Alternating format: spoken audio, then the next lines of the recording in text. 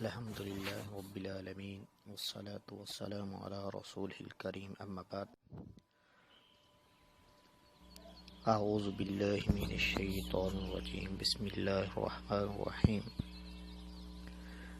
یا ایہا الذین آمنوا کتب علیکم الصیام کما کتب علی الذین من قبلکم لعلکم تتقون وقال النبی صلی اللہ علیہ وسلم من صام رمضان ایمانا واحتسابا غفر له ما تقدم.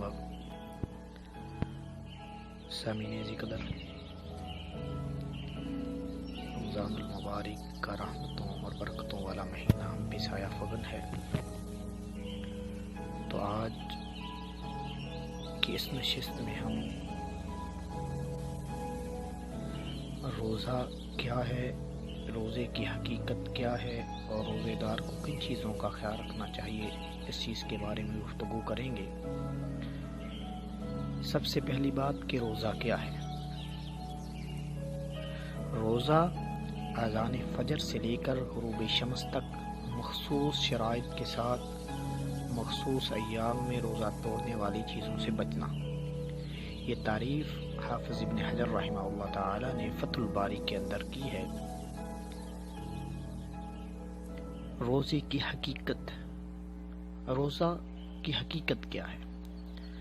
روزہ صرف کھانے پینے سے رکنے کا نام نہیں ہے، بلکہ حصول تقویٰ کے لیے ہر وہ کام کرنا یا چھوڑنا جس کے کرنے یا چھوڑنے کا اللہ تعالی نے حکم دیا ہے.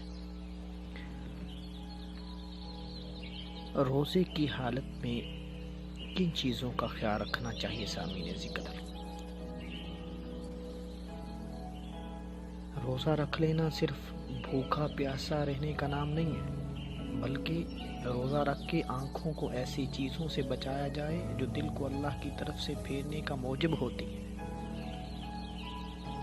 زبان کو بہیدہ گوئی، جھوٹ، غیبت، چغل خوری، جھوٹی قسم کھانا اور بے مقصد باتوں سے بچایا جائے.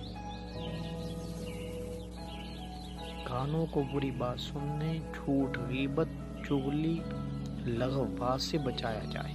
جو بات کہنی مناسب نہیں ہے وہ سننی بھی مناسب نہیں ہے.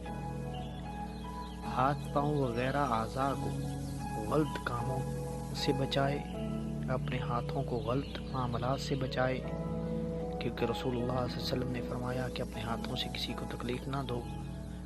فرمایا المسلم من سلم المسلمون من لسانہ و یدہ.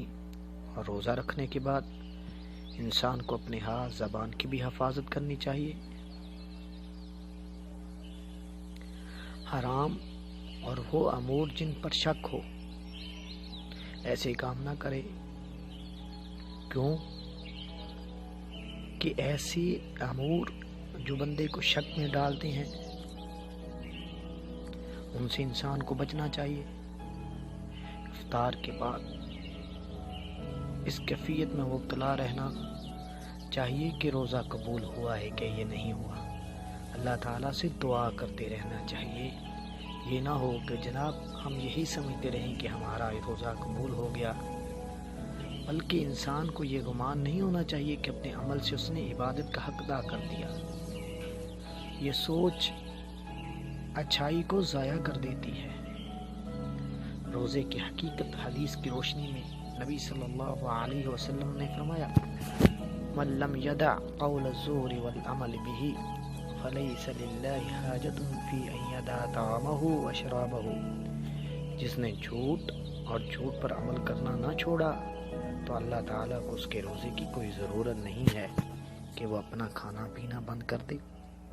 اور نبی صلی اللہ علیہ وسلم کی حدیث مبارکہ ہے صرف کھانے پینے سے رک جانا ہی روزہ نہیں ہے، بلکہ لغو فحاشی کی باتوں سے رکنا روزہ ہے. اگر کوئی شخص آپ کو گالی دیتا ہے یا جہالت کا مظاہرہ کرتا ہے تو آپ اسے کہہ دیں کہ میں روزے دار ہوں.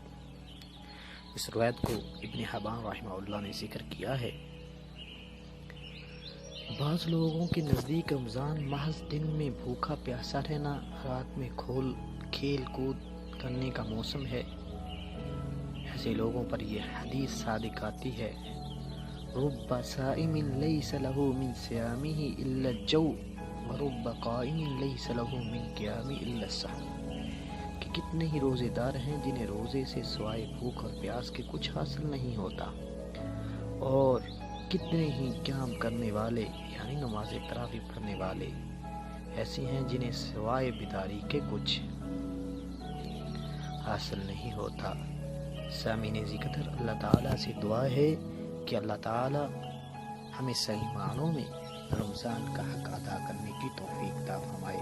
وما علینا الا البلاغ المبین۔